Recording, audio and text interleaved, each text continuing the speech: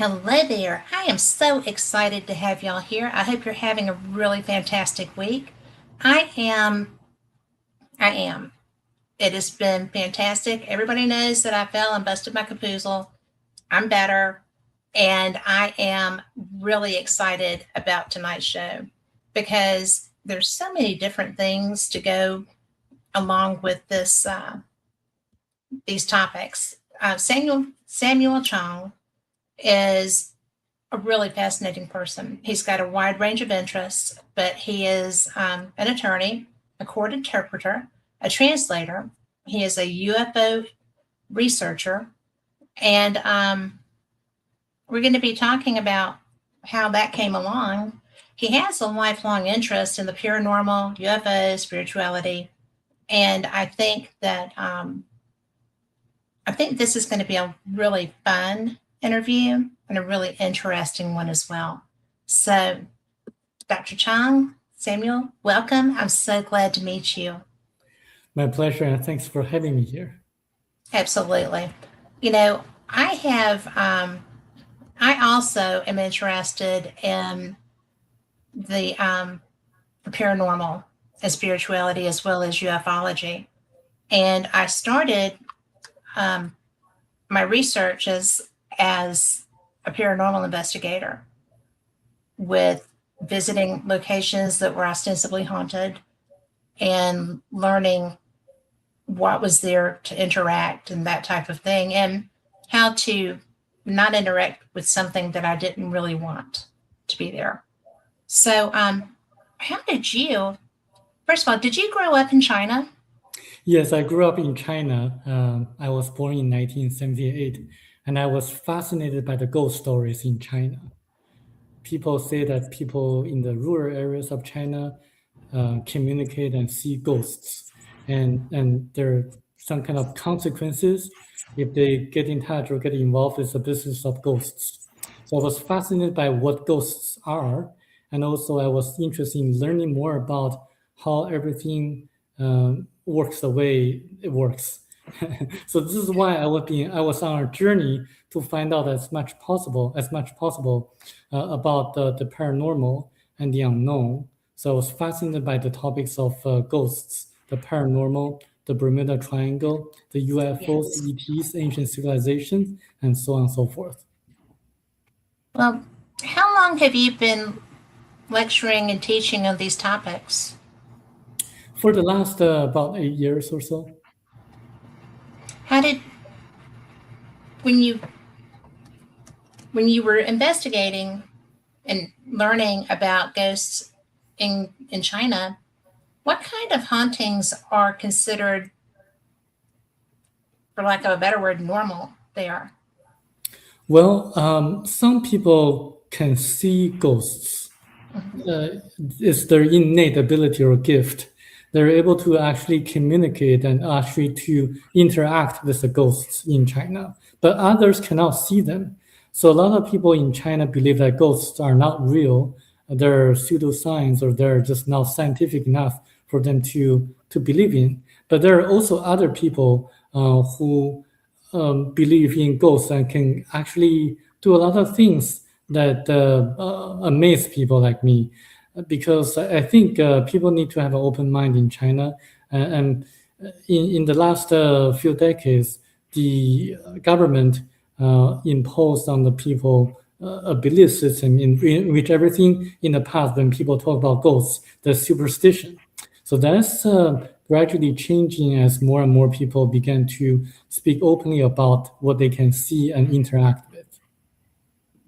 Is there, because with China's government and their background is one of the most beautiful ancient cultures that there are, but there is a strictness, is there not?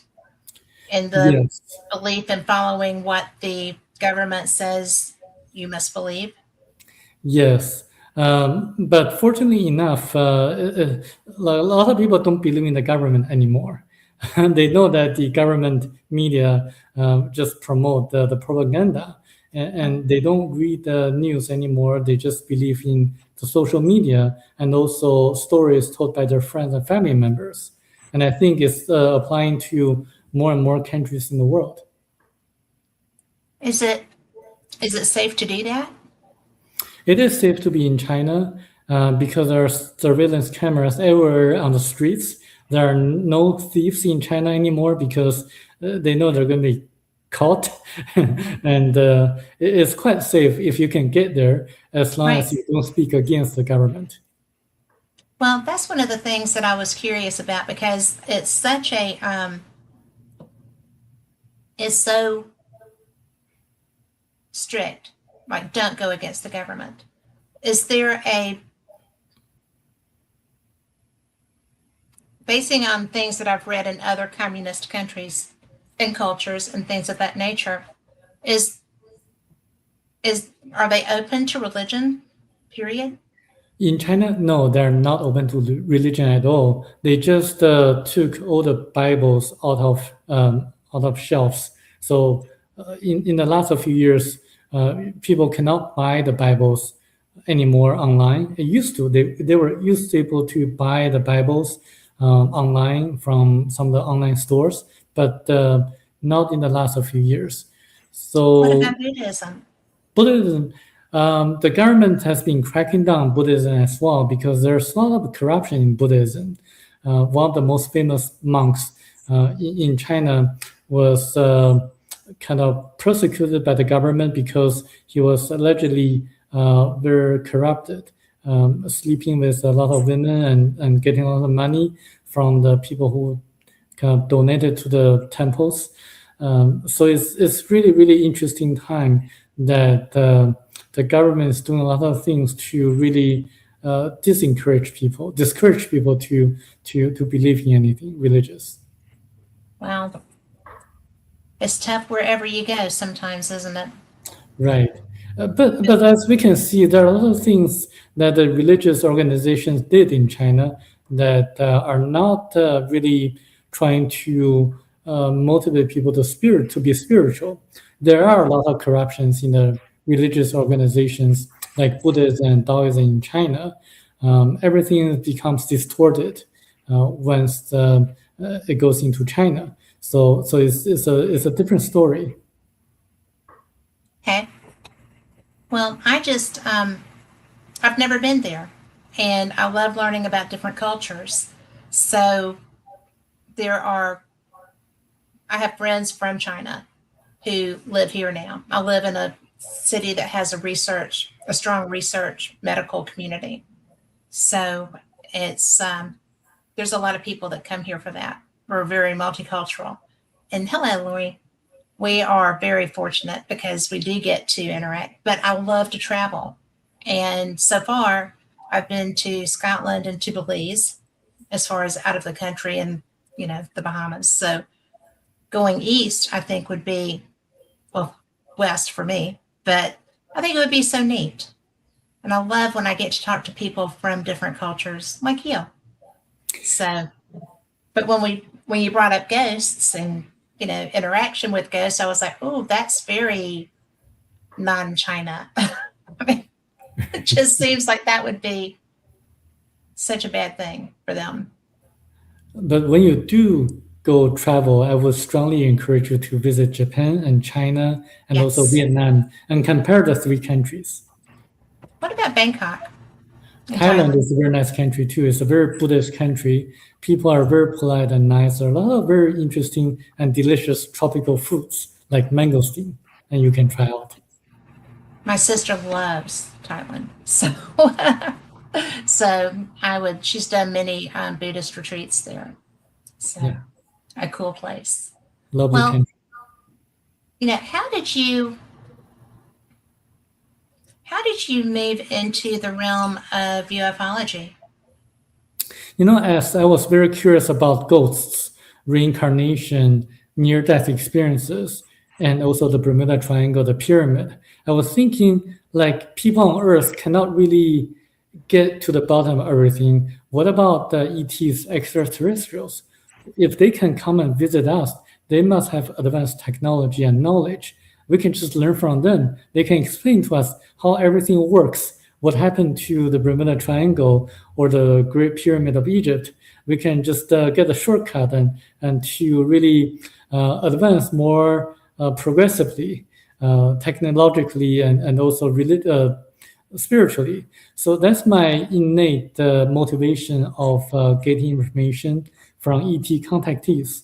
So I was searching for a lot of books written by ET contactees.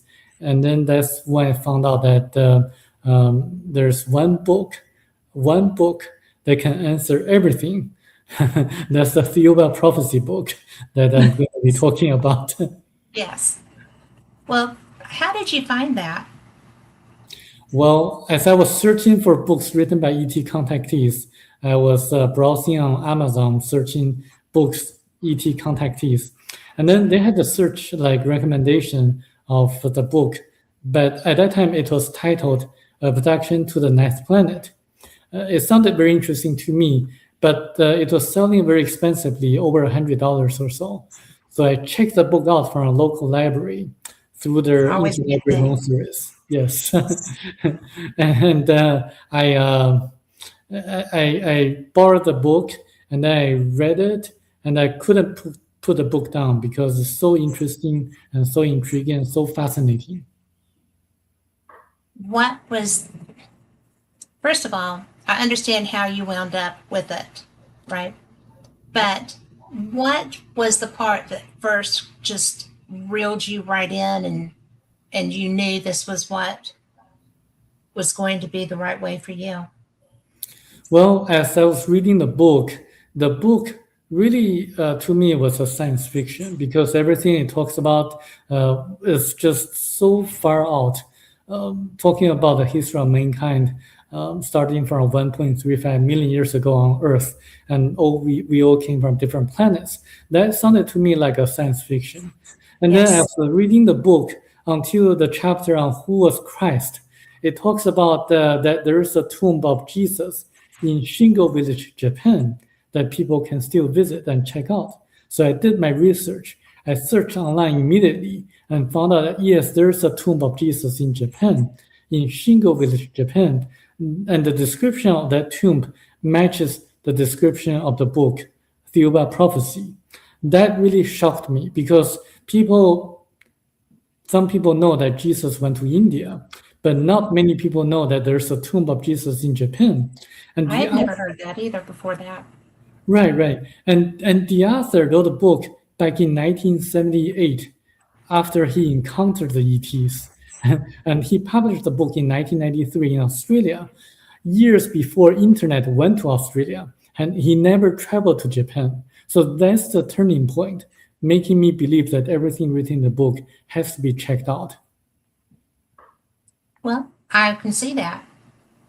You know, when you come across something that seems impossible, then it's time to give it a look. I'm with you on that. Yes. And then that's when I started to check out everything, every detail written in the book, and everything can be verified. For example, when the author, actually, let me tell the story about the book. The book details that the author's experience, personal experience of being taken by the ETs to their planet for 9 days before coming back. And he was told about many things about the history of mankind, about the real dangers on Earth. Number one, being money. Number two, politicians. Number three, journalists and drugs. Number four, religions. And he actually revisits the stories of the ancient history of mankind on Earth. A lot of the stories were actually recorded and documented by the Bible, by the ancient scriptures. And he actually detailed a lot of his experiences. And I checked out some of the details. For example, when he entered into the spacecraft of the ETs, they disinfected him using yellow light and blue light. It turns out that blue light has antibacterial effect based on a paper published by Harvard Medical School years after the book Theoba Prophecy was published. So Yeah. a lot of details that can be verified. Yes. And, you know, there's so much in ancient learnings like this that blow people's mind. And we have a history of being a little different ourselves in this period. And I think everyone knows someone who is an herbalist, who is into, well, even yoga and meditation are healing things that you don't need modern medicine for. It's, I mean, it's true. It's true, and the book talks about that. It talks about that everything is about vibrations. You can use Yes. a vibrational frequency to neutralize gravity so that everything will become weightless, without weight. This is how they built the Great Pyramid of Egypt. And this is how they were able to actually build the statues on Easter Island. Everything is about vibrational frequencies. And if you think about herbal medicines, each herb, each medicinal herb has its own unique vibrational frequency. If you boil the herbs into water, in boiling water, it actually passes this vibrational frequency onto the water, onto the liquid or tea. So the water, the tea becomes like the carrier of the vibrational frequencies of the herbs. So when you drink the tea, the liquid, you're actually drinking the vibrational frequencies of the herbal medicines. And this is how herbal medicines work, actually. Well, I know that I do know that herbal teas work. And I know that with not necessarily, I haven't necessarily had healing from ingesting, but I have had healing from applying. And I I believe in poultices. They they work. And I do know also that psychologically certain teas are very good for different things that are going on with you. They're also very good for healing congestion and flu, helping the symptoms of that anyway. People don't really understand that so much in my culture, in in our culture, because we just don't open our minds to that very often. It's getting better. People are starting to understand that you don't necessarily need to be eating a pill or, you know, doing serious medicine to have good effects. Exactly, because the healing process and why healing works is actually pretty advanced knowledge. Because according to the book The Yoga Prophecy, it talks how your mindset affects the auras. Yes. Yeah, the mindset actually affects the chakras, and the chakras affect the auras, and the auras affect your physical body. And the healers can actually interact with your auras or chakras by giving you the right energy so that you can heal yourself, heal your energy fields so that they can heal your physical body. So it's a different process from the conventional drugs, Western medicine. The Western Yeah. medicine only kind of remedies the symptoms, but not the root causes. Mhm. Yes, I had a pretty bad accident at one point, and my husband and I had he plays poker, so we go to Las Vegas, and so we drive down to different places to go visit, and we had driven to Sedona, and we were only going to be there for one night, and he was like, "Why don't you see if you can get your chakras aligned?" I was like, "Well, kind of short notice." A woman, and it was supposed to be because a woman was there to do that, but she had a client going with her, and that client said, "Sure, tell her to come along." And I was like, "That's kind of personal. Are you sure?" Yeah. And it was so astounding because I got to go on a tour of Sedona with my husband. We just took we did our own tour. We went to the different places and then went to visit the different, um, I cannot remember what they're called. They're like portals, but that's not what they call them. And Working. so Yes, vortexes. So when we did the chakra alignment in the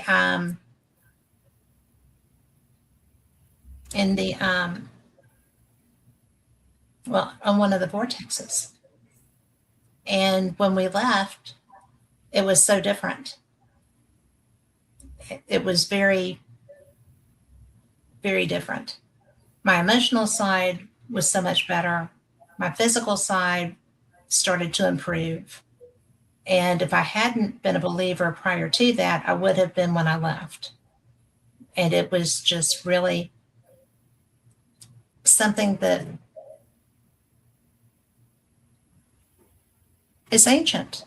I mean, it's how we're supposed to take care of ourselves. Yes. And we get told all the time that we're not enough. We can't do that. And yet we can. Right, we can With do help. that. Yeah. With help. We have to understand what the help is. So. And actually, the book, The Yoga Prophecy, gives a solution, gives a direction where everyone can help him or herself by meditation, by meditating, by praying, or just by looking inside for answers. And you can actually activate your immune system just by meditation. I was in India about 2 years ago. I was telling them about the effects of auras and also why the Ganges River has the water from Ganges River has healing effects. And then one person came up to me. He said, Samuel, I was diagnosed of terminal illness, terminal cancer. And the doctor said that I have only about 6 months to live. What I did was I meditated every morning for 2 hours under sunshine in a shade. And then 6 months after, I went to re-examine myself. And then the tumors disappeared. And the doctors were shocked. So this is what he told me. Actually, meditation is a very, very useful and effective tool for self-healing. And as I'm sure he was doing in his case, directed meditation is amazing. I mean, as in his case, back before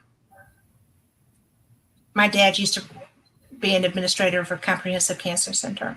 He was very involved with the American Cancer Society and all the research therein. And one of his best friends developed leukemia, and it was not going well.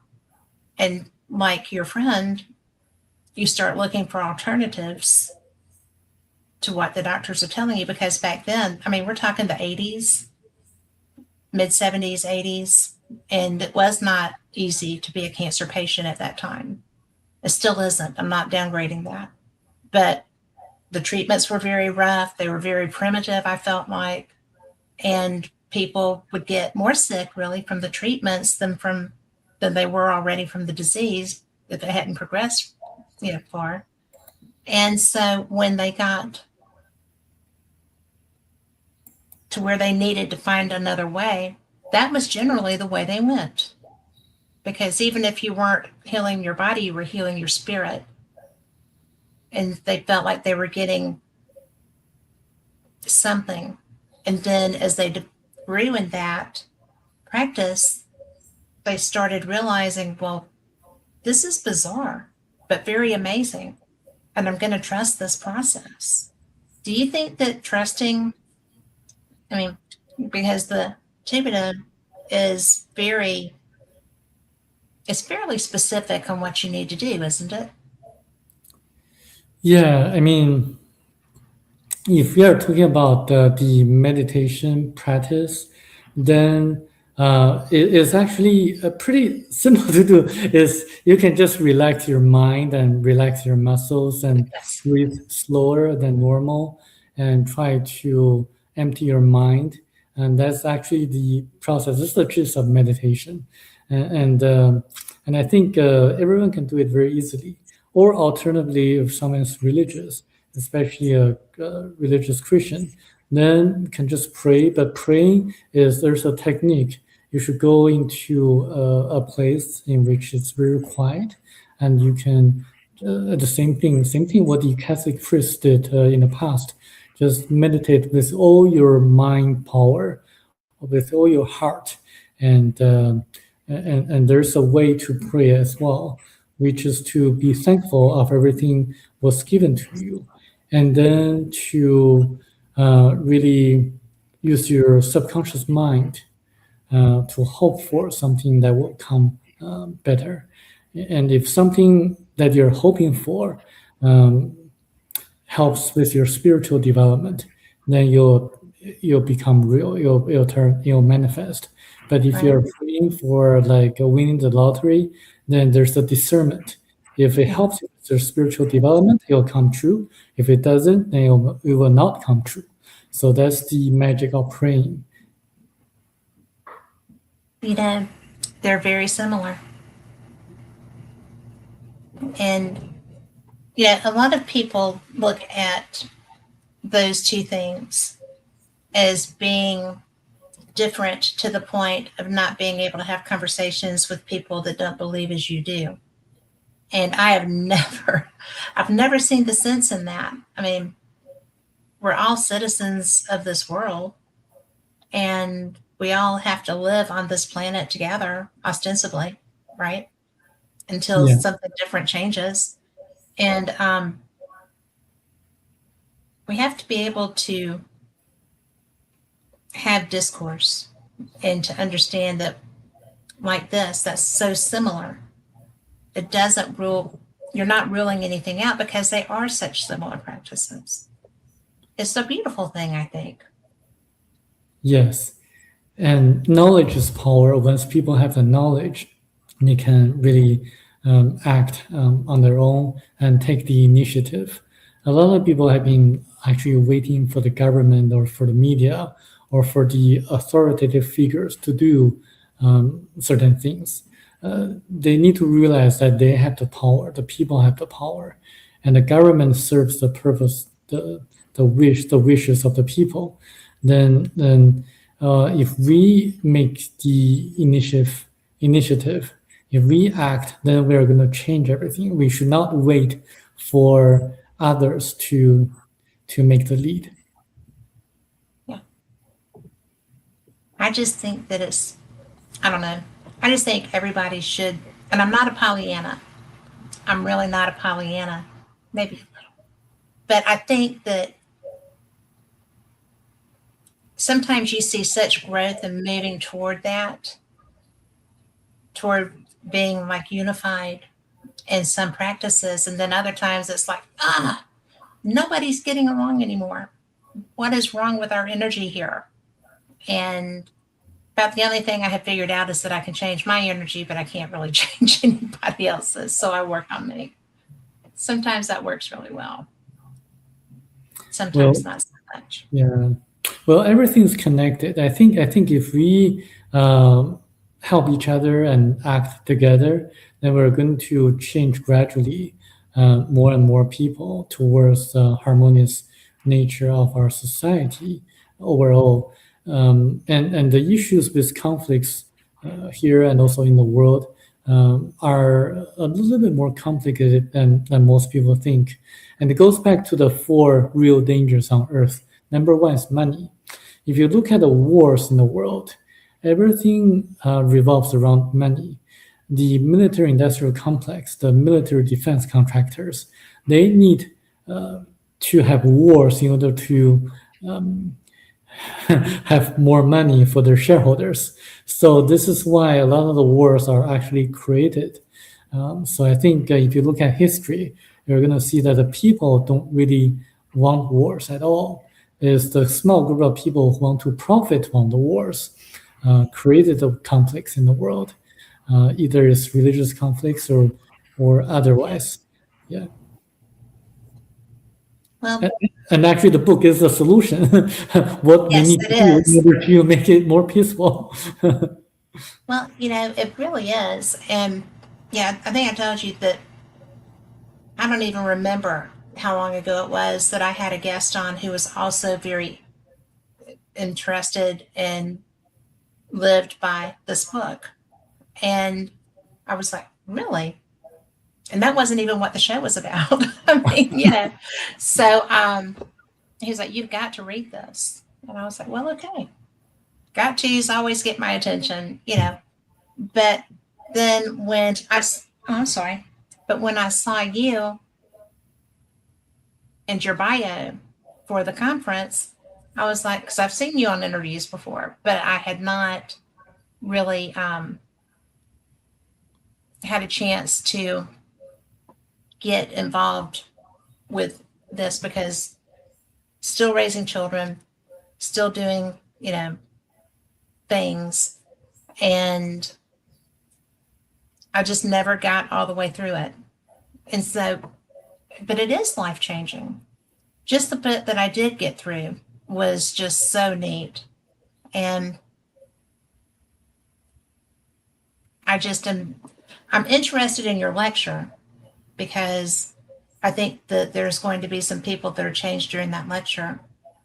And I'm interested because there's a lot more to you also, but you bring this outlook to that. And that's an interesting concept for me too. Yes, the book actually changed my life for the better. Give me the knowledge to make the right choices in my life. And actually, Warren Buffett says that the best investment is to invest in yourself. And this That's book, reading this book has been my best investment. And because it really gives the knowledge to really act in certain way to help not only myself, but also my family members, my friends, my associates, my colleagues, and everyone else is amazing book. what is one of the favorite ways? What's one of the favorite ways that you have seen it affect your ability to help, like maybe somebody that's not such a close contact, but that you interact with daily? To help people like Do you, that. do you lead by example with the things that you have learned? Do you share your philosophies with them, or do you just live your walk? I try to share my knowledge and my philosophies to as many people as possible. And nowadays, people live in different communities or different groups. It's just like we are separated more and more by technology, and we don't watch the same media anymore. So what I do is that I try to insinuate the messages into different groups of people, so that people from different perspectives can accept certain messages that tailor to their concepts or perspectives. So I do live my life as example to try to bring the messages out to as many people as possible. I think that's just beautiful. I mean, because that's what we're supposed to do. We're supposed to live our beliefs. And that way, people, you know, and if somebody's interested, if somebody sees what you're living, they tend to go, "Oh, well, I need to know more about that." And then you have an opportunity to explain to them why you're different. I think that's cool. Yeah, especially I was an immigrant. I came here at the age of 15. I went to high school, went to UC Berkeley, and I studied in London and Madrid. I speak Spanish and also translated the book from German to English. And I became a lawyer just 2 years ago. So I keep learning and keep absorbing knowledge, the knowledge that can help more and more people. So this is how I live my life, by like educating myself, by absorbing as much knowledge as possible and investing in myself, and then by helping others. See, that's beautiful because you're helping you to help others. That's cool. Yes. Well, Thank you. I had nothing to do with that. I mean, that's just pretty interesting. And it's, I mean, it really is. It's such an important way to, you're spreading the benefit of that just by being an example. I love that. Yes. I mean, And I to me, hope I that's can, great. yes, and I hope I can motivate and inspire others. A lot of Chinese people who came here and a lot of Japanese and Korean people who came here, they actually do similar things. It's just that I think there's more into having financial freedom. There's a spiritual side of everything, and there's more into accumulating material wealth because we really cannot take away anything material after we pass or when we pass. Napoleon conquered a vast territory of land, but he couldn't take away anything when he died.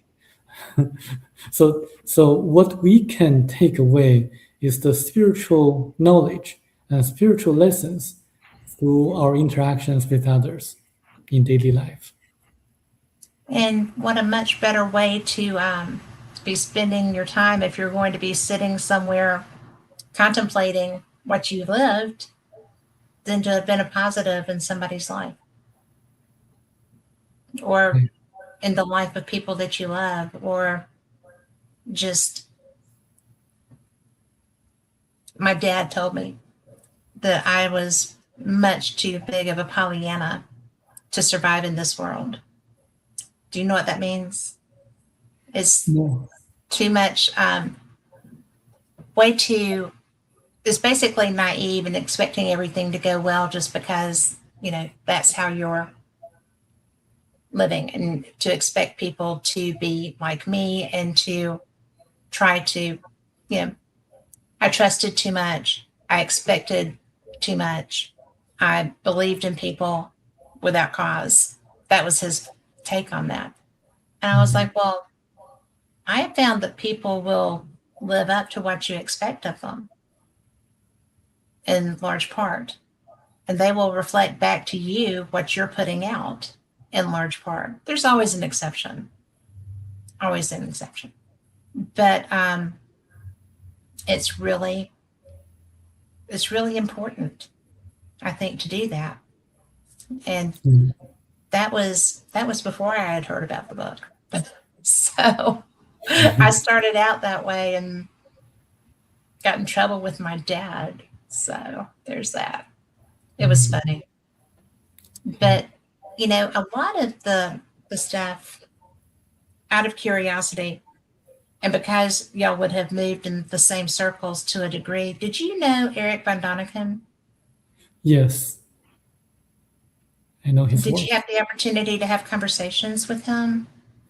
No, I did not have the opportunity, unfortunately. He he he probably wishes he had been able to do that, trust me. But I think that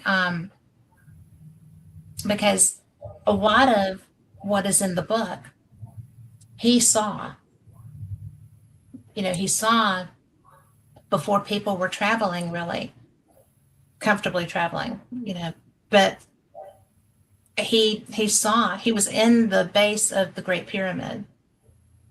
There, in the Queen's chamber that was still sealed, they found a way to see inside of it without doing damage or anything. But there he was in Teotihuacan before people were there. He lived to be able to go and learn these things, not unlike you, to see and learn and to share things like that. And I would have liked to have been a fly on the wall during one of y'all's conversations if y'all were ever able to have one. I think that would have been such an interesting day. So, but because I think he lived a lot like that. I don't know about his I don't know his personality as far as interaction with the average person. I do know that he was one of the first true adventurers that I got to listen to, and I did every chance I could get. And I think that when it comes to like the UFO side of things, it's just it's interesting because what he saw in his journeys made him believe in the UFO phenomenon. And I think probably that made a big difference for an awful lot of people. Just an awful lot of people with his writing and the way that he expected to always find something special. You know, he didn't go to these places just to go. He went because he had read about them, learned about them, understood that there were special things about the places that he wanted to go to. And he would, from the time he was 17, he would work and make the money to travel and go somewhere and learn about it and then go home and work some more to be able to go to the next place. And I think sometimes in our society, people start looking at the shiny objects. I must have a bigger TV. I must have a better car that, I need an L on that or whatever, so that I'm driving something a little better than my neighbor. There's a lot of competitiveness in our society and even competitiveness with ourselves. We've got to be better than what we are because, we put that on ourselves. And I think that we forget the beauty of learning, just to learn, not to get a degree, not to, get a raise, not to do anything else, but to improve ourselves or satisfy the curiosity that we have. Do you think that's true? Yeah, I mean, it's very important for us to satisfy our curiosity and also to learn and invest in ourselves because I was a very curious person. I'm still very curious. You are still very curious. You're still learning. I'm still learning. I want to know everything possible. So actually my life motto is learn from the best and know everything there is to know. So I just want to get as much information and knowledge as possible. This is why I found this book to be extremely interesting and fascinating because it actually answered all the questions I had in my mind when I was young, and it explained everything about life, about the purpose of life, about reincarnation, about destiny and like predestination and also free will. And there are a lot of things explained in the book that can open people's eyes and very different perspective.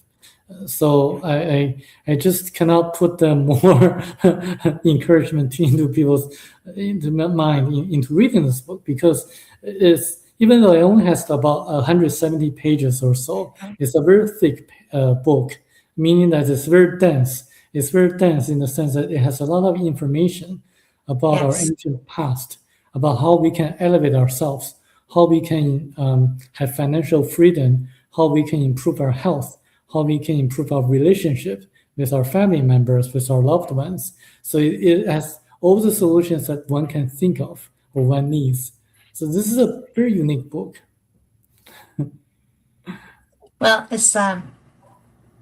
it definitely covers all the bases, doesn't it? Yeah. I'm sorry, go ahead. About ancient civilizations, ancient aliens, about different religions, the Old Testament and the New Testament, about where we all came from, where the Hebrews came from originally, why Jewish people are different, so unique, why certain things happen. And there are a lot of specific information that people can verify. So it's very interesting. Well, like the tomb of Jesus. Yes. I mean, I find that fascinating because nobody, I've never heard of anybody else talk about that. And I find that sad, really. It should be there. Yeah. But what, I wanted to ask you something else, if that's okay. Yeah. We're going to go a little bit, changing the topic a little bit. But I know that you've got your interest in UFOs, and I know that we have our historic big deal cases. We've got,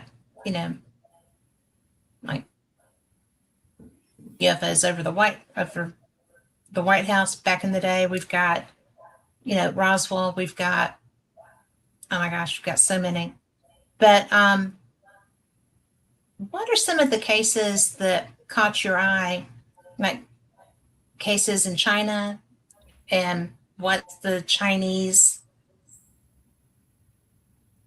culture relevant to those? Is there censorship? Are they something that it's safe to talk about? What did you have a UFO experience that drew you into this when you lived in China? Or because it doesn't seem like that would be something that would be a good topic of conversation just in general grocery store chit chat. Well, the Chinese government was fairly open to this topic in the 1980s, 1990s, and early 2000s. Back then, when I was an elementary school student in the 1980s, there was a very, very popular magazine called the UFO Explorer, the UFO magazine. So a lot of like a young boy like myself was drawn into such topics. And we, along with my classmates, always talked about such and such, the ETs, UFO, the Bermuda Triangle. And if you remember, during the 1990s or 1980s, people were talking about the end of the world being 1999, yes. in July 1999. That didn't happen. But at that time, I was a little bit scared about the end of the world. So I was thinking I would go to the Bermuda Triangle, and then I would disappear and go into a tunnel or something like that. And Yes. then when everyone else dies, I can come back. So that's my kind of logic or Well, it was a plan. that's the And plan. it was a plan. Yes. It was better than my plan, which was write it out, But Yeah. go to So- the beach and wait and see what happens. Right.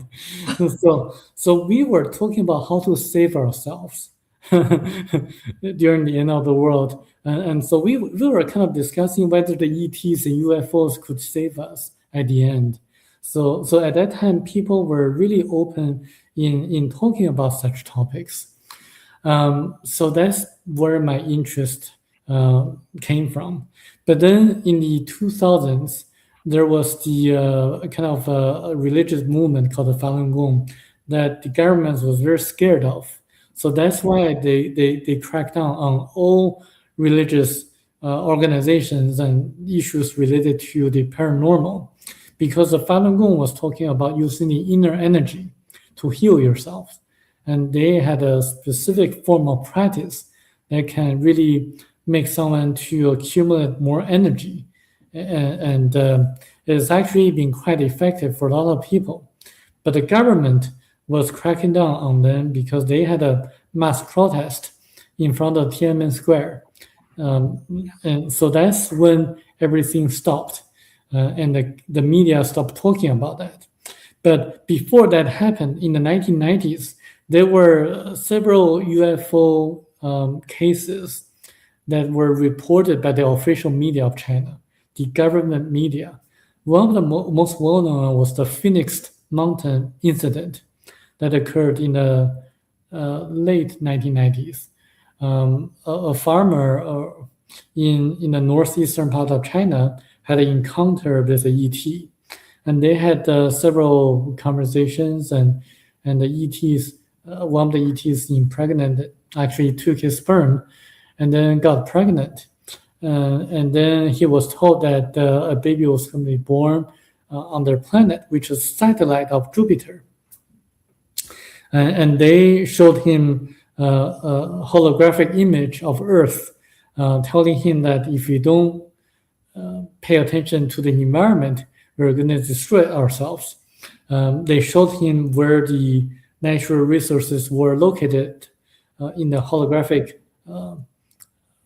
like presentation, like where the coals were and where the natural gas were, and things like that.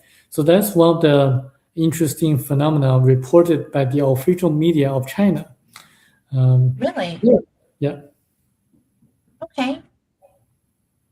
That's cool. Well, where did that go from there? And then, so they had a lot of investigators to visit that part of China to talk to the ET contactee. They performed the polygraph exam, the lie detector test, and psychological exam on him. And then the result was that he wasn't lying and he didn't have any psychological issues. And they did a lot of other tests on him. And then a lot of people were interested in his stories, but then they couldn't make any sense of it because it's so far stretched from the perceptions of the regular people. So even though they had a lot of investigations and researchers, they did not have any conclusions on that ET contactee. So the official media stopped there. And then there were a lot of sightings too that were reported by the official media, like the UFO, UAP sightings. And there were no explanations given by the government because they couldn't explain anything like that. So that's the sightings or stories reported by the official media of China. What about the unofficial channels? There were a lot of private investigations going on at that time, and there are also a lot of private investigations going on nowadays. They were just under the radar of the Chinese government. For example, there's a private researcher, Mr. Zhang, who investigated the Roswell of China, in which a UFO crashed in a city that's about 4 hours away from Beijing, the capital of China. And then the Chinese military retrieved the crashed vehicle, as well as a corpse of an ET, as well as a ET who didn't die. But according to the researcher, the private researcher, the military took the crashed vehicle and the ETs, and then there was nothing heard from them anymore. So Just like this one. Yeah, just like ours, yes. You know, is there a big? I know the government's different, and I know that the government is stricter or more strict. Is there conversation about that still today?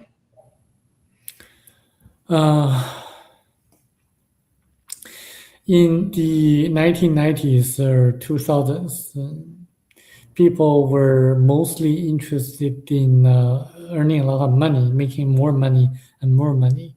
So only like a small group of people were interested in UFO and paranormal research in China. And after the crackdown of the government, fewer and fewer people were involved in the research and investigations. Nowadays, the government discourages people in going to this field. So not a lot of people tend to want to talk about this because for the fear of the government and also for like more important things such as making a living or something like that. Being able to make a living would be good too, right? Yeah. But when when you had mentioned Tiananmen, and to me that's such a huge thing because that is my era of watching that happen. Um, it looks a lot like some of the 1960s issues that we had here. Yeah. And the crackdown that we had here didn't last very well because Americans do demand freedom, and sometimes to the consternation of our government. But it's not as different as I would like for it to be, but it is very different just from what I've had friends who were from China who immigrated here and conversations ensued and stuff like that. But it's really interesting because I would never have thought that there would be a Roswell incident that could be kept so quiet. And I mean, I've done what I'm doing here with you for 10 years. And I've never talked with anyone and learned that there was a Chinese Roswell. So this has already been a great conversation, and we still have an hour. But, it just really is fascinating that this is apparently a universal, well, an earth-wide thing. It just does blow my mind because we're always told that, well, but that's just here and there's so few incidents and how on earth can this possibly be true and da da da da da. But my second time in Scotland, I went to the Scottish UFO conference, paranormal and UFO conference, and it was very small. It was in Glasgow, but I met people that I had known before I got there. I knew some of the stuff that was going to be talked about. And to me, that's fascinating. And we have King Friday in chat who says retired military law enforcement has a non-disclosure story about an incident, in the late 80s. And then he said a lot of countries have Roswell incidents, but they don't get talked about. That should be, maybe it's because Stanton Friedman was a friend of mine and he was the first civilian Roswell investigator, and I got to learn a lot because we were friends and we would talk. But I don't feel like this information, which is a global phenomenon, is shared very well. Because I think if it was, there would be more people who believed that this was a real thing. Because there's a lot of people that, will poo-poo you to high heaven. Oh no, honey, that's not real. How can you believe that? Well, because it's real. There's so much. And every culture, I'm sure probably every culture does have a history of this. And King Friday is welcome to pop in there and say where, but it's just a fascinating thing to me that this is not a universal conversation, a global conversation. Are that many governments threatened by it? I do think that it has a lot of implications to the current technologies that we use. For example, if you can reverse engineer the crashed vehicles, then a lot of the oil companies are going to go bankrupt if they know that there's a more efficient form of energy that people can use. A lot of their shareholders are going to be in trouble.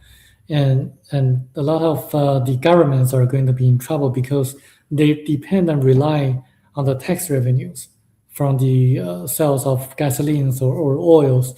So it's actually like a chain reaction that's going to kind of disrupt a lot of industries and the governments.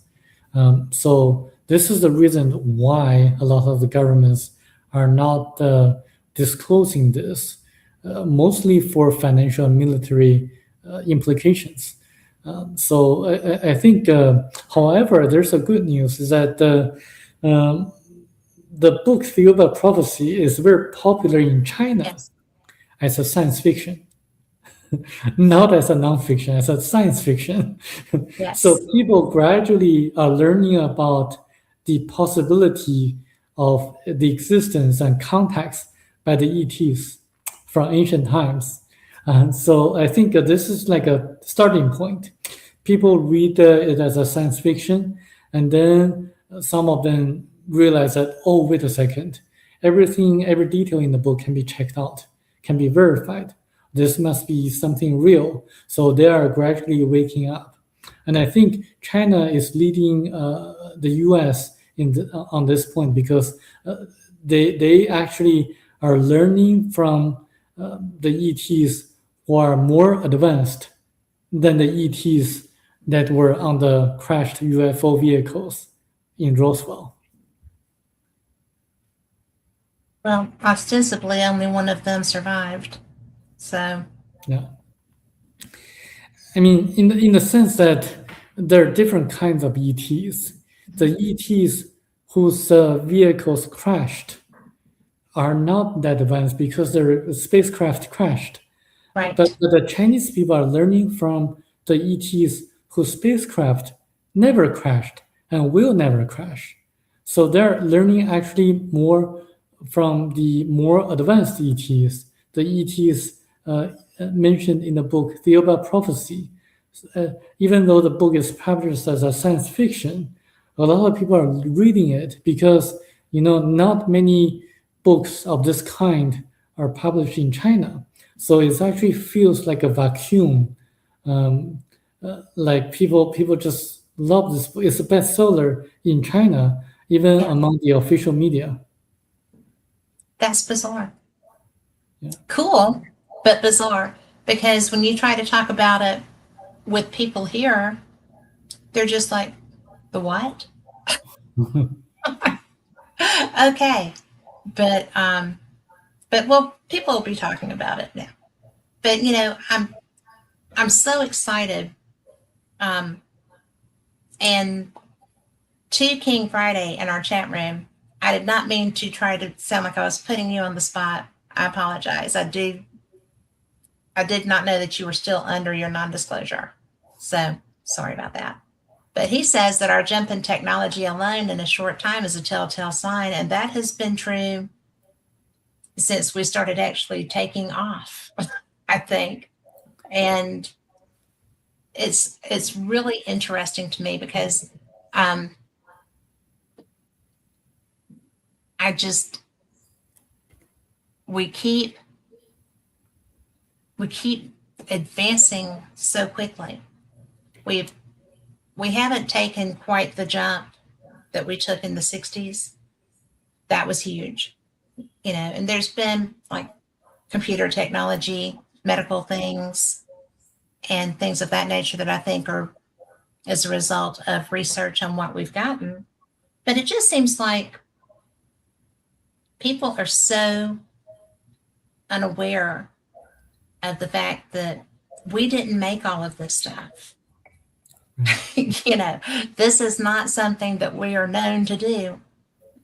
We've had so many leaps in the past century and really by decade.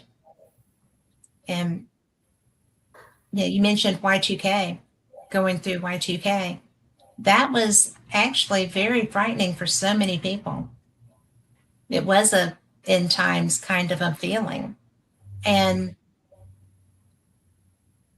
I just was like, well, what are you going to do? You can't fix it. I mean, you don't know. But it turns out we did not blow up, die, and go away. So that's a good thing. But Right. the the book is such a good tool. I am really looking forward to your lecture. I have to tell you, I'm very excited about that. But you've got I don't know how to say his name. Michael Desmarquet. Is that French Michel yes? Demarquet. Okay, Michelle. But he was an abductee.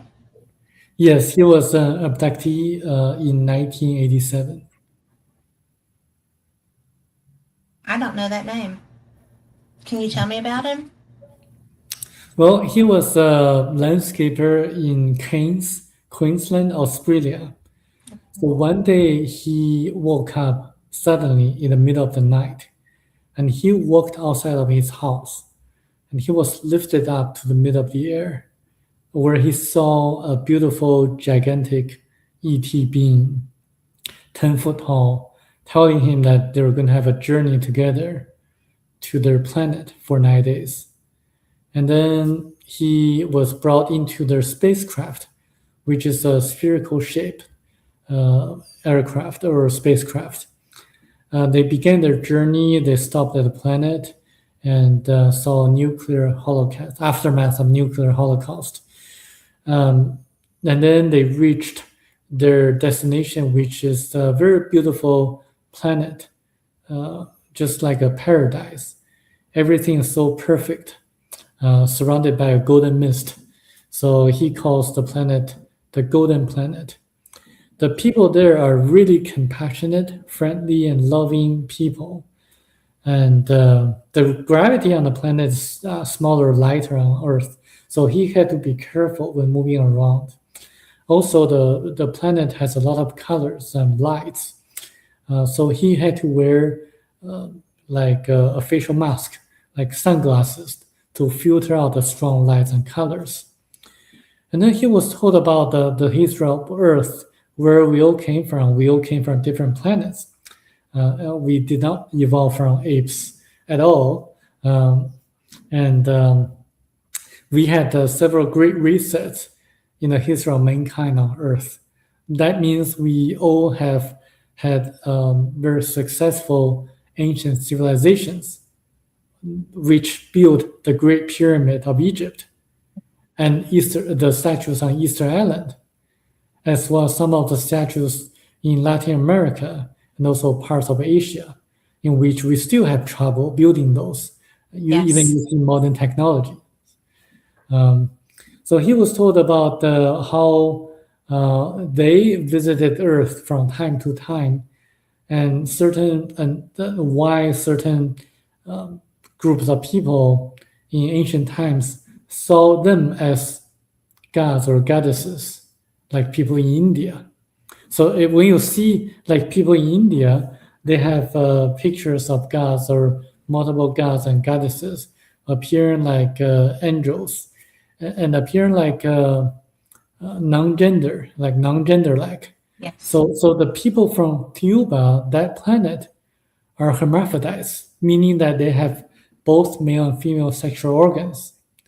So they tell us that they were involved in some of the historical events that occurred on Earth in our ancient past that were recorded by the ancient scriptures in the Bible. When you think about this, you can imagine like when the two cities, Sodom and Gomorrah, were destroyed, like who really caused it? Like who really did it? And when you think about Exodus, Moses leading the Hebrews out of Egypt, like who really parted the sea for Moses? Who really gave the manna for the Hebrews to eat when they wandered in the desert? So a lot of questions can be answered. And also, what was the star of Bethlehem when Jesus was born? If we look at the star of Bethlehem nowadays, we will shout each other, "Oh, it's a UFO, UAP in the sky." Yes. So a lot of questions can be answered. And in fact, according to this book, The UFO Prophecy, or the Golden Planet, they have been involved in our ancient past by helping us to grow spiritually. For example, when they destroyed the two cities, Sodom and Gomorrah, it's not just about sodomy. It's because the people in the two cities behaved so evilly, like they punished the people who were compassionate. For example, according to the Jewish Torah, the Jewish scriptures, a young girl, gave food to a beggar on the street, and the girl was punished using very like heartbreaking tortures techniques. So this is why she shouted and cried out to Lord, to God, and this is why when they couldn't find a single righteous person in the two cities, Yes. they destroyed the two cities. And when you have a malignant tumor that's going to spread out to the rest of your body, the best way is to remove it surgically. So this is what they did, because they were setting a very bad example to the people who were in contact of them. So this is why they were actually helping us from time to time. So that during Exodus, they were helping the Hebrews out of the evil rules of the ancient pharaohs of Egypt, because the pharaohs of Egypt were suppressing the spiritual development of the Hebrews. Speaking of the Hebrews, I like to ask several questions. Have you ever thought about why the Jewish people are so unique? Like if you look at the statistics, Jewish people only account for about 0.2% of world population, Yes. yet they account for 22% of all the Nobel Prize winners on Earth. And if you look at the business leaders and the scientists and the athletes and the Nobel Prize, like the people, the lawyers and the doctors, a lot of them are Jewish people. Like they excel statistically significantly from the rest of us. There's a reason for that. What? And if you read the book The Uber Prophecy, it explains perfectly why they were the chosen people. So when I was reading the Bible, when I was in a Christian church in Los Angeles, I kept asking the Chinese pastors or the non-Chinese pastors, why did they choose the Hebrews? Why they were the chosen people, not the Chinese, not the Africans, not the Caucasians in Europe. Why the Hebrew people? Like why being such a unique group of people that they were chosen? Like no one asks this kind of questions. I was asking this kind of question because I was jealous. Did you get answers? The pastors never gave the answers. The Really? Chinese pastors didn't know. I mean, they kind of gave the answers, kind of saying, "Oh, this is what the Lord chose. This is why they did that," but not to my satisfaction. I was very curious what's the uniqueness of the Jewish people, the Hebrews, that they chose them. And the non-Chinese pastors didn't really satisfy me either. But the book, The Uber Prophecy, explains it perfectly in a very reasonable manner, in a very logical fashion.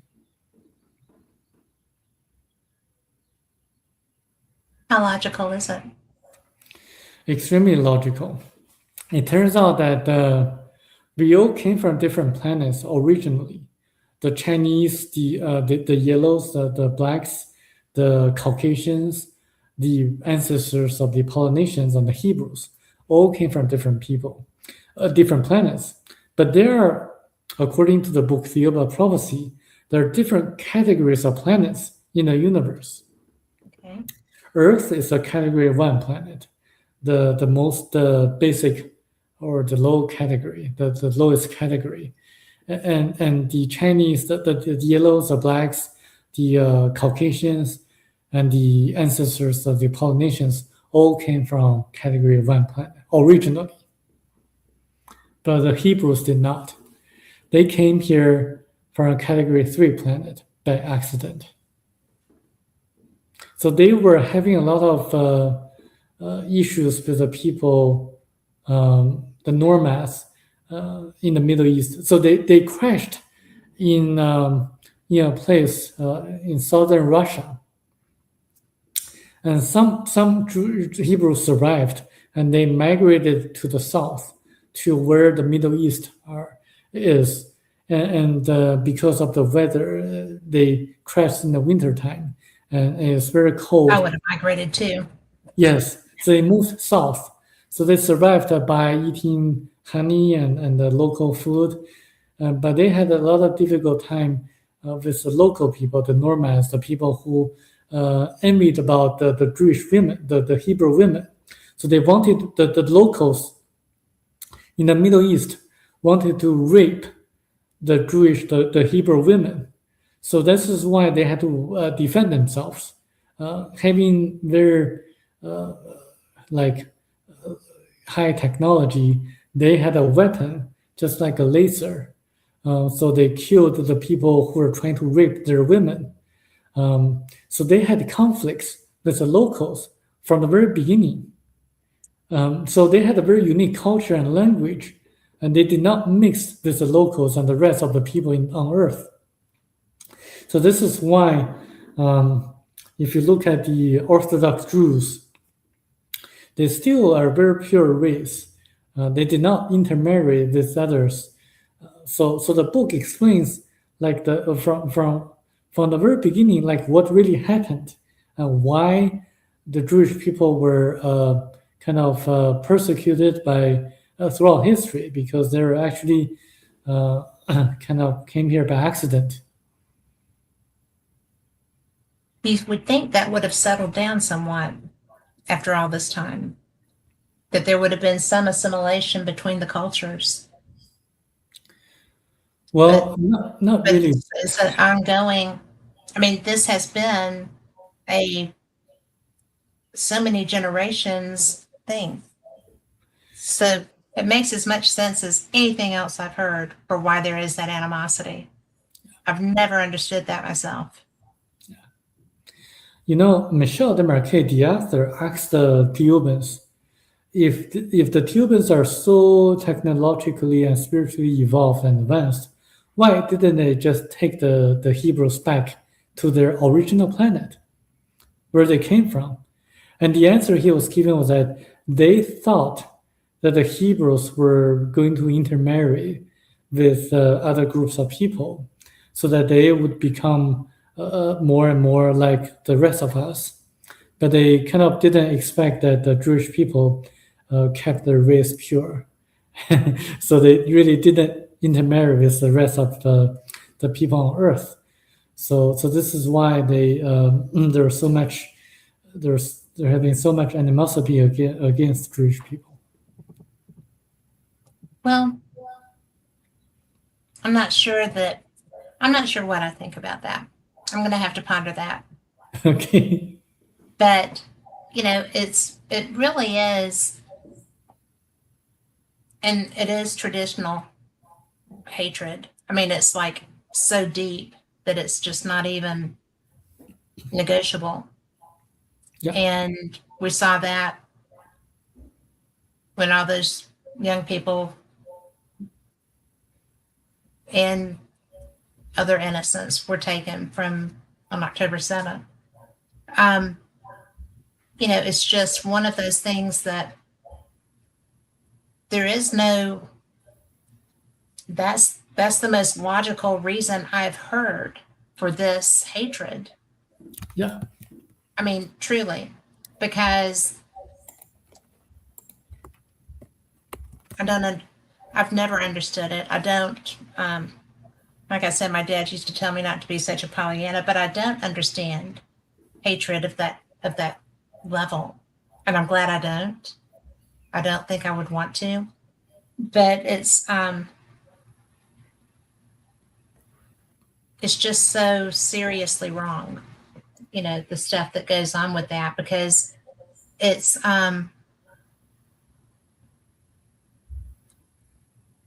it never stops. Yeah, one thing I like to bring up is that we, the people here on Earth, as well as people on different planets, the ETs, including the Hebrews, who are still living on their planet Hebra, and including the Jewish people here on Earth nowadays, are all created by the same Creator. Yes. So we are all connected to the same Creator through our higher selves. Yes.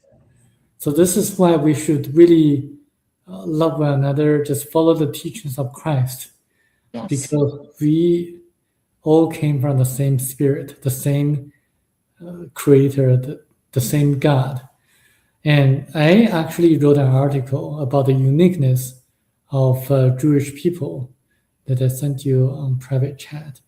And I just want to bring everyone together, not just the Jewish people in the world, but also the Chinese, the Blacks in Africa, and the Caucasians in Africa, and everyone else in Russia, in Japan, in India, in Japan, in Australia, in Latin America. Like all people in the world should come together as one Yes. human being to work towards our goal, which is to elevate our spirituality. And I think through that, we can create a very good future. I share that opinion. And, there's that Pollyanna in me again, but I really do share that because hatred is taught, just like kindness is taught. And there's it's so important just I really believe in do no harm and do good wherever you can. And that makes a balance, and I really kind of am a Pollyanna, I guess, but it's just the better way to be. It really is. And you cannot advance when you have hatred in your heart. That's right. Because the behaviors associated with that hatred bring you back. They don't allow the advancement. Even if you kill, it's like with the Nazis, you kill people, they did their best to eradicate an entire race of people. And it didn't work. Because there was protection there. It should have worked. I mean, they were adamant and they did a really good job trying, but it didn't work because there are protections in place. I feel like because there are protections in place. So it's one of those things that, it's going to make your lecture so interesting. let me share you two things from the book that really amazes me. Is that in the book, it specifically tells us that the ETs from Cuba, were directly involved in preventing Germany from being the first country to develop the atomic bomb. And I did some research on that. At that time, Germany was more ahead of the US scientists in developing or researching on the atomic bomb. There was a German scientist, a physicist called Dr. Heisenberg. And he was the father for Germany to develop the bomb. But for some strange reason, he made a stupid mistake, and his report was read by Hitler. That made Hitler believe that Germany did not have enough resources, plutonium, to make the bomb. That's why Hitler gave up the plan. So this specific detail tells us that there was a kind of intervention from the ETs helping the Jewish people, preventing Germany from deploying or developing the bomb. And also they actually were indirectly helping the American scientists in developing the bomb. and also in deploying the bomb in Japan, ending the war much earlier than it would have been otherwise, saving millions of lives. So they actually sided with the American government at that time because they believed that the Americans were more sincere in believing individual liberty and at that time. So this is something that I think everyone should take note, that the ETs intervene from time to time. But at the same time, the book also tells us that they never serve the meal on a plate, meaning that they inform us, they tell us that we should not expect them to intervene all the time. God helps those who help themselves.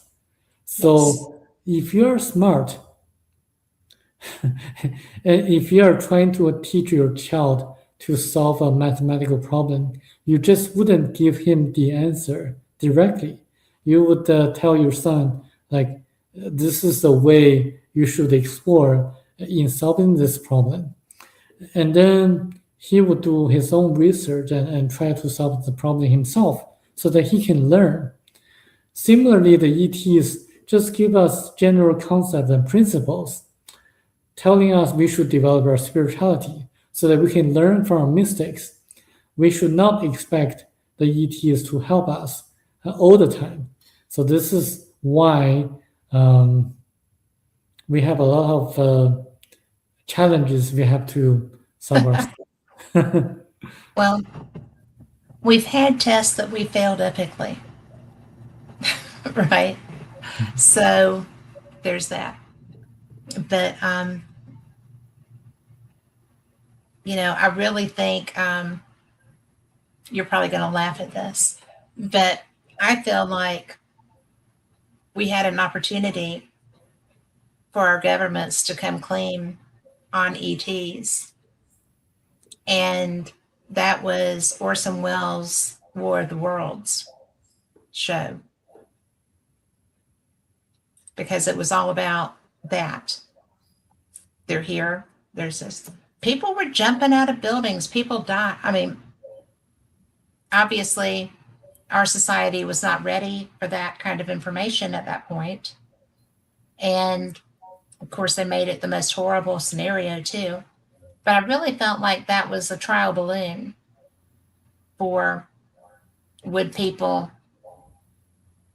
be ready to accept ETs being here?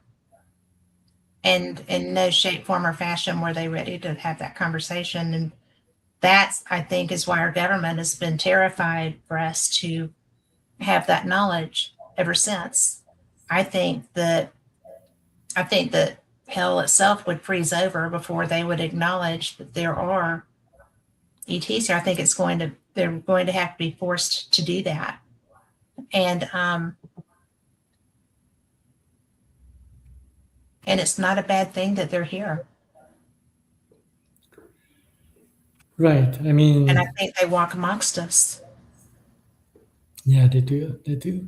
That's for sure. But people need to realize there are different kinds of ETs. And I believe in learning from the best. So learning from masters will be a more efficient way to progressing ourselves. So I wouldn't really learn from the grace in which the US government has been reverse engineering their technologies, because their spacecraft crashed. You're learning from the technologies that really crashed on Earth. And it's so obvious. And, and people, I mean, I feel like it's so obvious. We did not make these aviation advances on our own.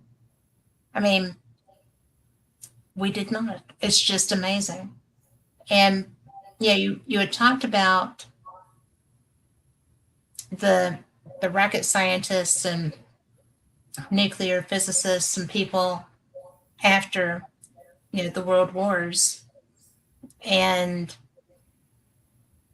I live in Birmingham, Alabama, down below Huntsville, where everybody is a rocket scientist. I mean, there is everybody there. And it's really funny because I'm a member of the Scientific Coalition on UAP Studies, and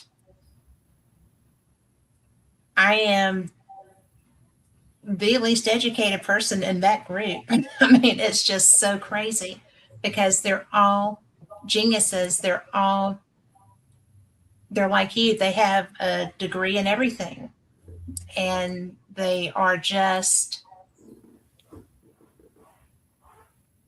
they're so smart and so interesting, and they change the world, and they are looking for scientific proof of UFOs. And I'm like, well, just look up, because they're out there. I mean, you see them on occasion when, I don't know if they slip up or if they choose to show themselves. I'm not sure what the motivation is with that. But would you agree that they are not hiding behind things that they like hide in plain sight? Well, there are different kinds of ETs. I mean, the Greys are not really. I think the government is hiding something, but the ETs themselves don't necessarily hide themselves Okay. on purpose. Yeah. They're like the Thebans. They don't hide themselves. They get in touch with us from time to time.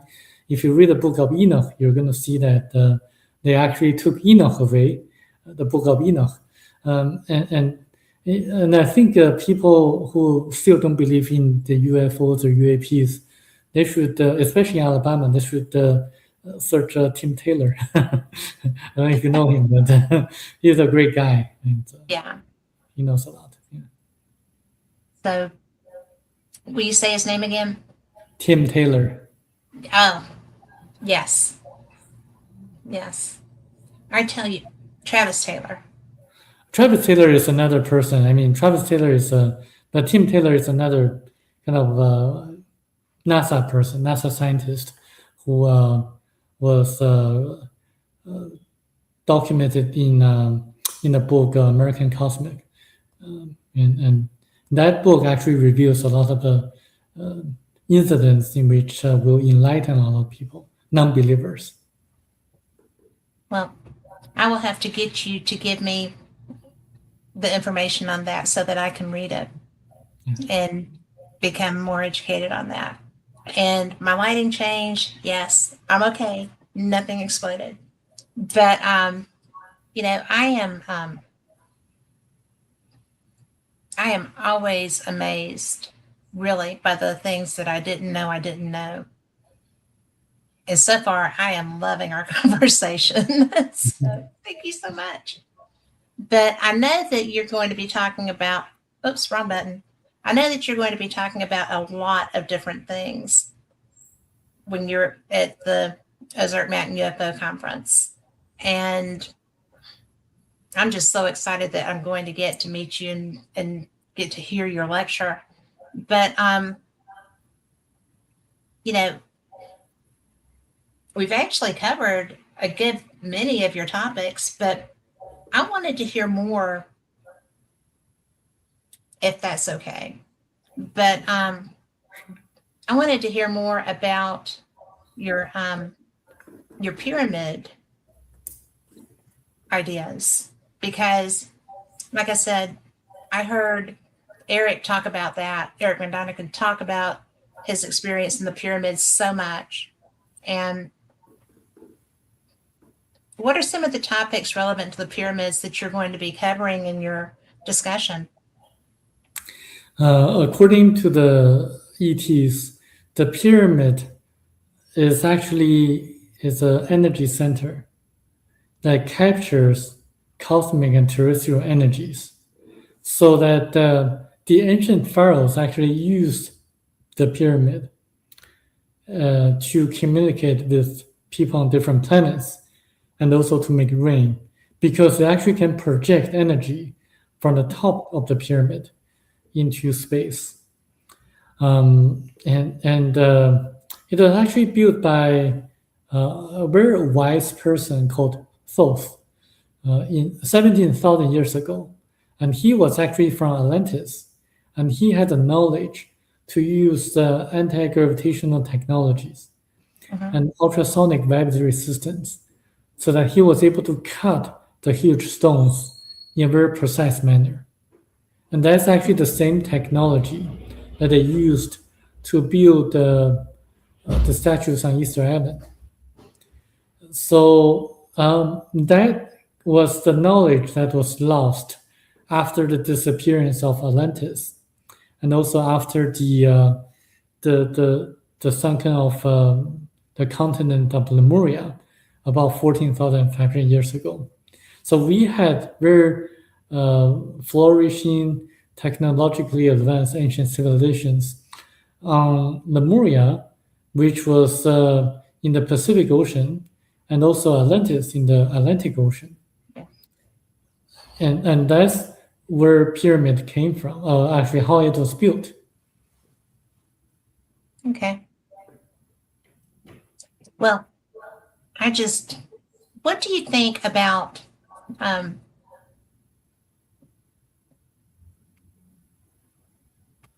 the ground penetrating radar that they're using with Yes. under the pyramids? I mean, that would support that theory. Yes, that's the subterranean structures beneath the pyramid that capture terrestrial energies. So the book is very, very interesting because, Theory of Prophecy intentionally kind of mentioned about terrestrial energies, not just the cosmic energies, but also terrestrial energies. So that's the uniqueness about the book. You have to read it in detail several times in order to catch everything. Yeah.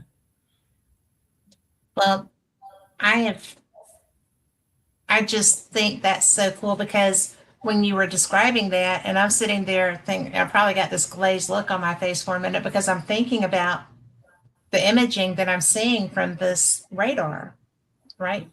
The LiDAR. And I'm like, that's exactly what those are. They're catchment for energy. And that matches. So, well, do you think that at some point we will be able to find, well, like the Library of Alexandria, all these things that are supposed to be somewhere here? Yes. That would be a way to help us understand more our history, our not just culturally history, but the spiritual teachings, the information to help us understand the ancient civilizations and how these type of things would help us move more into a better understanding of each other, and yes, King Friday, but all the things that if we just had that base knowledge, I feel like we would maybe find a better way to flow together, to understand that we have to have each other. And I do feel like that's true. We're all integral parts of the same society, even if we don't everybody doesn't like to admit that. So it would be so much easier if we just had a better understanding of each other. Yeah. I think this book is very unique, that it gives people hope and motivation to follow the footsteps of Gandhi in India and Dr. Martin Luther King in organizing themselves or ourselves, motivating ourselves through nonviolent resistance, empowering ourselves with the right knowledge to make such decisions. And you mentioned about knowledge from ancient civilizations. Yes, that's going to be beneath the Sphinx, because there are 3 chambers according to the author, Michel Desmarquet. there are three chambers beneath the Sphinx. And when we're ready spiritually, they can be opened. Once they're opened, everything will be known because it contains ancient knowledge and technologies and civilizations and knowledge about ancient civilization and history of the such ancient civilizations that are going to enlighten us uh, for a better future. However, if we are not ready, they will not be opened because it contains technologies that are going to destroy ourselves, just like fire. It can be used beneficially for good, but can also hurt us or damage us. So this is why only when we are spiritually ready can they be opened. That's going to be a while. Well, I hope it's going to happen in the next few years or a few decades. I hope it would be really nice if we all got our acts together and came together as a society. Yeah, you would think that being earthlings would be unifying as opposed to, you start with home and then you move to out and out and out, and then you get to that and you're all one. But do you feel like, just a personal opinion, do you feel like it would take something like, even if it were a false flag, a planetary invasion, to make us unify as a culture? Or do you think that that would make the crazies crazier? I mean, how do you get to that?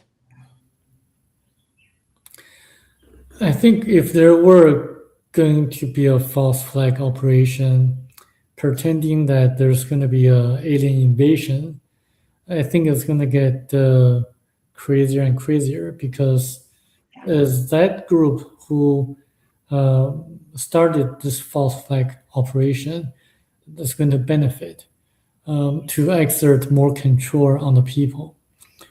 And people should realize that they have the power and the free will to make great changes, and that the ETs are not going to invade us because if they really want to, they would have done that long time ago. They wouldn't wait to now.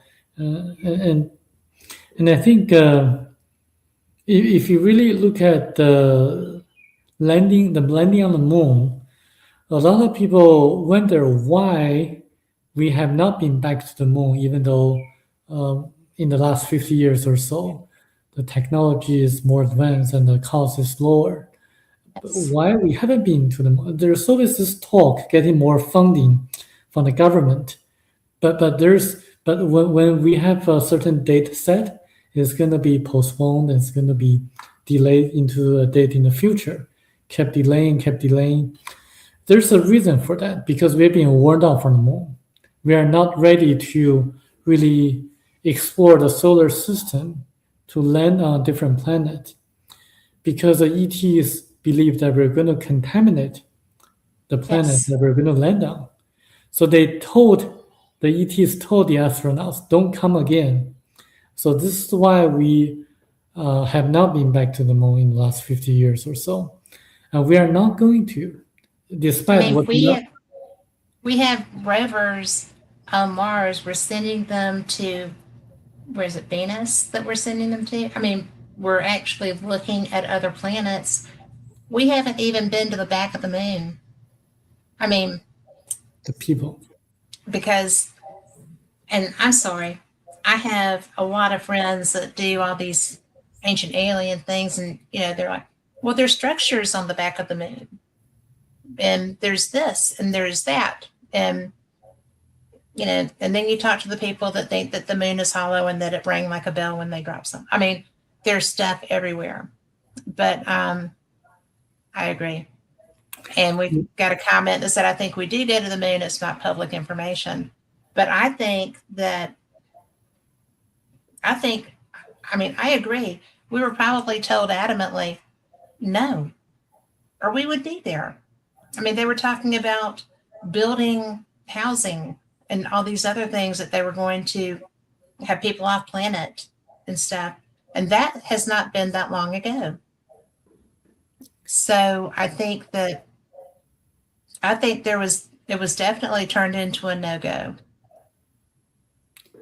location. There are ET bases on the far side of the moon, that's for sure, because it's talked in the book Theoba Prophecy, confirming that there are artificial structures on the far side, on the back side of the moon, and it actually explains why they built them and when they built them and for what purposes is all in the book. And I was trying to allude that if they prevent us from going to the moon because we are not ready, then by the same token, they're going to prevent other ETs who are not ready to come to Earth to be in contact with us. So they're not going to have the ETs who want to invade us to be in contact with us. So there's not going to be any invasions from the ETs or alien invasions in the future. Yeah. It's so exasperating to feel like we're on the cusp of this knowledge. And yet it's so far away. It's just a very annoying thing. I'm a person that likes the opportunity to get an answer to a question. And so I just keep trying to educate myself as I go. I'm 64. I still have time to learn things. My husband's like, that's new. And I'm like, well, heck yeah, it's new. I don't know everything yet. Working on it. So you don't look like 64. Oh, thank you. But really, and this is a bad day. This is, a hustle and bustle to get to the computer day. But I know that you had some thoughts, some reincarnation too, and we've got a little bit more time, but can you tell me about that? I mean, I know I'm going to hear your lecture soon, but other people may not be able to get there, so. Right. I mean, in the lecture, I can elaborate a little bit more than what I say here, because there are a lot of details that I can present. So what happens is that we have our physical body, and we also have our astral body. When we pass, we give up our physical body. Our astral body will leave our physical body. And then during this time, there's going to be a life review process. Everything that happened from the moment we were born to the moment that we die is going to be shown to us like a holographic film, like a movie. The difference is that not only we are able to see everything happened, we're also able to feel and experience and to feel the pains of the people we caused harm to, and also the appreciation and happiness when we did something good to others. And then we are going to evaluate how we did in our lifetime. It's like an omnipotent feeling and experience. So this is why some people say there's going to be like a judgment day. Yes, there's going to be a judgment day. It's going to be yourself evaluating yourself. But because you're connected to the source, the creator, it's also equivalent to God judging you. But in essence, you're judging yourself. You're evaluating yourself. And then from that moment on, in 3 days' time, 81% of the electrons of your astral body will go to your higher self. So this is why, like, Christ resurrected after 3 days. And this is why in Tibetan culture, the corpse of the dead are not to be touched for at least 3 days because the cycle has not been completed yet. And this is why in Chinese culture, when a person dies, you're not to bury that person for at least 3 days because the person might come back. So that's in Chinese culture. So what about the other 19% of the electrons? They will remain in nature, until the person reincarnates or until they're recycled by nature. But because of static forces and energy, they resemble the appearance of the person who just passed. And because electrons have memories, they frequently haunt the places they loved or hated. And some people can see them, and some people can see ghosts. And then for the 81% of electrons that go to the higher self, they will remain there until it's time for them to reincarnate. And then they will contemplate what kind of spiritual lessons to learn in their next life. And the next life, the important events of their future life will be shown to them, the critical events. And they can decide whether to reincarnate or not. When they accept that kind of life to the family they're going to reincarnate to, the memories are erased. So this is why most people don't remember their past lives, but some people do. Like the Yes. children, researched by Dr. Ian Stevenson and people like that. And King Friday says, we used to bury the dead with a bell, and that hasn't been that long ago. That there would be a bell with a string tied to it, so that if somebody came back, they could let someone know to get me out of here, right? Mm. So, and that has not been that long ago. So that's interesting that he put that in there, because I was thinking similar. But it's really interesting, because the concept of coming back it seems to be primarily universal. I mean, there are a few outliers and stuff that, well, you're just done. See ya. We got somebody coming in behind you. But, it's just kind of we don't just stop. I don't feel like we just stop either. So I think it's going to be exciting. I do hope that we get some of our knowledge back. I do not want to start over and make the same mistakes I have made this time around. So that would be good. Good to have that. Yeah. But I also, because, in Buddhism, you take those lessons with you, and you do work to improve on where you left off. Yeah. And, And additionally, I'd like to add one point, is that we go through different reincarnations. Mhm. And according to the ETs, different reincarnations are just like different positions on a wheel. What goes up has to come down. So we have to experience everything, every role. Like we have to experience being the wealthiest person in the world. We have to experience being a beggar on a street. We have to experience being a king or a queen of a country. We have to experience being like a goldsmith somewhere, or someone who was the. Yeah, we have to experience everything. If you read a lot of research on reincarnation, and especially the book Theoria Prophecy, you're going to see that we only use our physical body as a tool to improve our spirituality. Yeah. The sculpture that we use the tool to make is just like our spirit. And the tools that we use to make a sculpture are just like our physical body. So we only use it to elevate our spiritual development.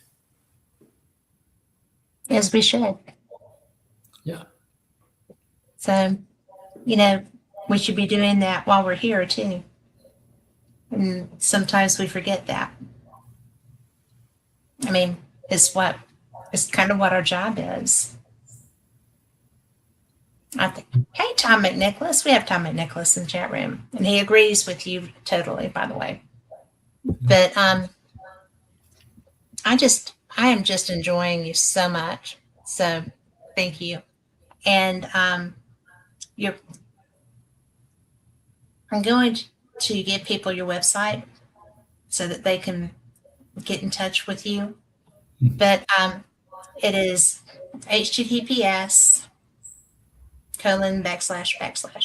But it's chinasong.org. And you can go and you can just hit another backslash on that website, and you can go to the Tiabo. Yeah. Okay. There's an easier way to do that. Just go to theobaprophecy.com and it'll direct you to that website you just mentioned. Yes. Yeah. I just put the new domain name, so that's fine. I'm just getting tongue-tied trying to read that. That's so funny. But usually I'm much better at that. But I am just so glad that you have been here tonight because, I have been fascinated by having a chance to discuss the book because that is something, like I said, it's been years since I spoke with anybody that would talk about this book. And so when I saw the information on you for the conference, I'm like, oh, that would be a really good conversation. So, and even though I had a glitch, I appreciate so much you being here because it's mattered. This has been a great conversation for me. And I know our listeners have heard it and enjoyed it. And we will be in rebroadcast all over the place, YouTube's, and it'll be on Spotify in an audio version. And I just thank you. And conference dates, that would be, I just happen to have them right here because I fly April 8th. The conference is from the 9th through 9th through the 12th. And this conference is the Ozark Mountain UFO Conference, which is in Eureka Springs, Arkansas. And I have loved every time I've gotten to go. It's interesting. It's fun. You'll have great speakers like Dr. Samuel here, and who is a recent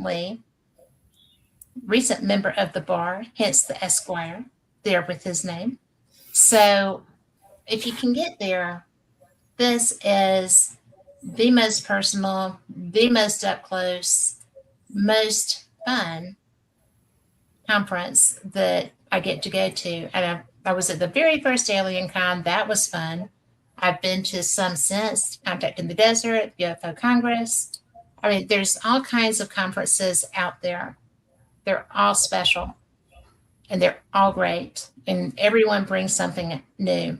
But this is a very special, up close and personal opportunity to meet some of the people that you have seen in this field, that you have learned from, read their books, maybe seen on TV, and including you, Samuel. Thank you.